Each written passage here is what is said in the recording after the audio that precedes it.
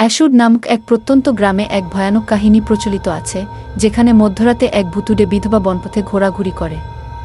গ্রামের মানুষজন বলে, কয়েক দশক আগে এক অপূর্ব সুন্দরী মেয়ে তার বিয়ের রাতে পরিত্যক্ত হয়েছিল। ভেঙে পড়া হৃদয়ে সে বনে হারিয়ে গিয়েছিল, আর তাকে আর জীবিত দেখা যায়নি। কিন্তু তার মৃত্যুর পর থেকেই অদ্ভুত সব ঘটনা ঘটতে শুরু করে।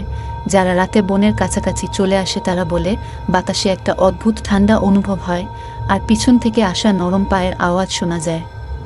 ছেঁড়া বিয়ের পোশাক পরা এবং মুখ ঢেকে রাখা এক মহিলার অবয়ব হঠাৎই অন্ধকারে দেখা যায়।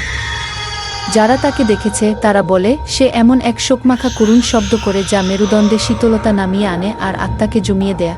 বিধবা সেই ভূতটি সাধারণত পথহারা বা কৌতূহলী মানুষদের দিকে এগিয়ে যায়, তাদেরকে বনে টেনে নিয়ে যায়, যেখানে তারা চিরকালের জন্য হারিয়ে যায়। গ্রামবাসী ভ্রমণকারীদের সতর্ক করে যেন রাতে বনপথ এড়িয়ে চলে, কারণ কেউই চায় না তাদের মতো সেই বিধবার ছায়াময় জগতে চিরদিনের জন্য আটকা পড়ে যাক।